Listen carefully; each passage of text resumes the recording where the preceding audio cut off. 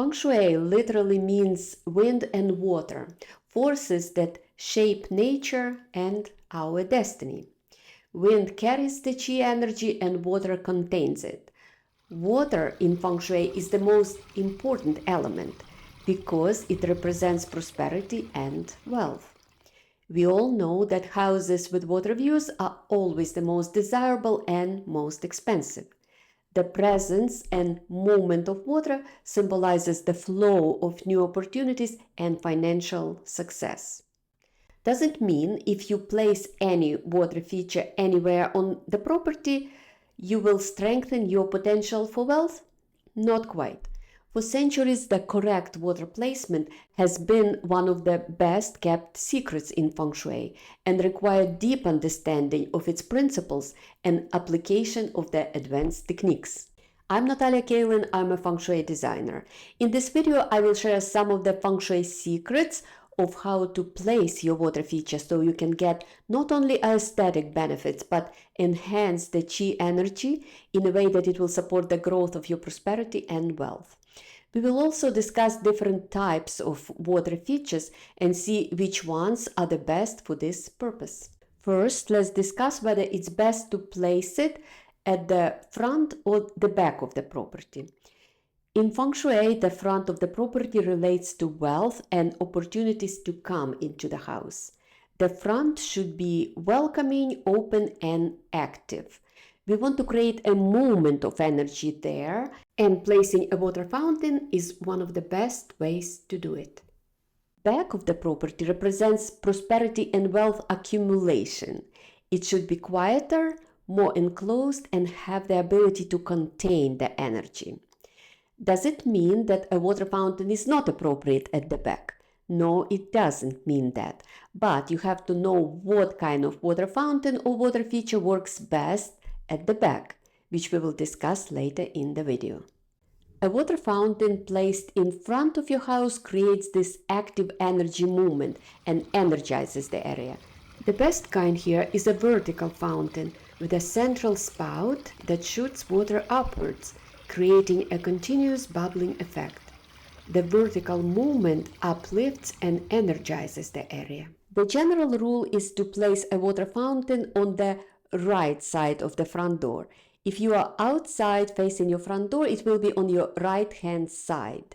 This is based on the traditional Bagua map used in Feng Shui, where this side corresponds to the wealth area.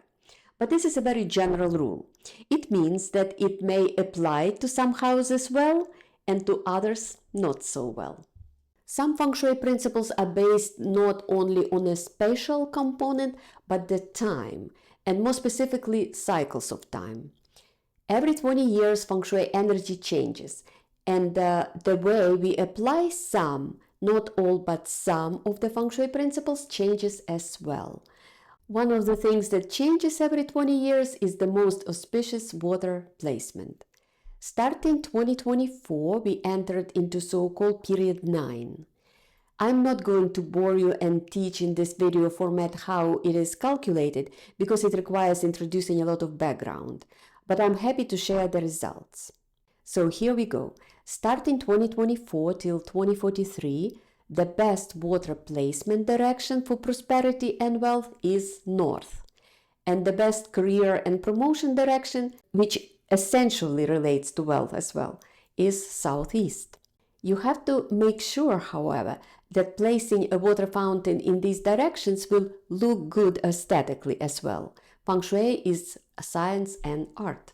Now you may ask, what if the north or southeast are at the back of my property? Didn't you say at the beginning that the back relates to accumulation of the Qi energy? That's right, but it depends on the kind of water feature. The type of the fountain we discussed for the front is less appropriate at the back, but a little pond is very appropriate at the back of the property. Typically, these water features have water flowing into the pond, and we have to make sure that the water flows toward the house, not away from the house. This is a very important rule. No matter where you place your water feature, make sure that the water always flows toward the house. The pool also fits into the category of a water feature. and it is a big one. Whether you put it on one side of your backyard rather than the other would make a difference, because these directions, north and southeast, are so powerful for the water feature placement in period 9, they would definitely need to be taken into account when making your water feature or pool placement decision. If north or southeast do not work for you, there are two more appropriate directions in period 9, and they are southwest and east, although they are not as powerful. And if you want to be even more precise in unlocking your prosperity potential, you have to take into account the specifics of your home and property. It would be fair to mention here that there is even more personalized way of determining the correct water feature placement. A Feng Shui practitioner would analyze the topography of your site, the architecture of your house, and would create your house flying star chart that is based on your house facing direction and the year your house was built or substantially remodeled. This way you would find wealth, prosperity, and career stars that are specific to your house and your property, and you would use those as well in your water feature placement decision. And if it all sounds too complicated and you just want to have a soothing, relaxing, small water feature on your patio or deck, place it close to where you sit so you can see it and hear it. Joy and relaxation are as important as wealth. It's worth mentioning here that your water feature has to be regularly maintained and cleaned so the energy does not stagnate. For unlocking prosperity, your water feature has to be in a good working condition.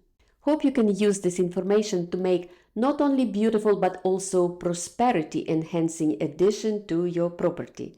Remember, it's not just about the rules but aesthetics too. If it looks out of place, it's not a good feng shui. It would be great if you could share your experiences with water fountains.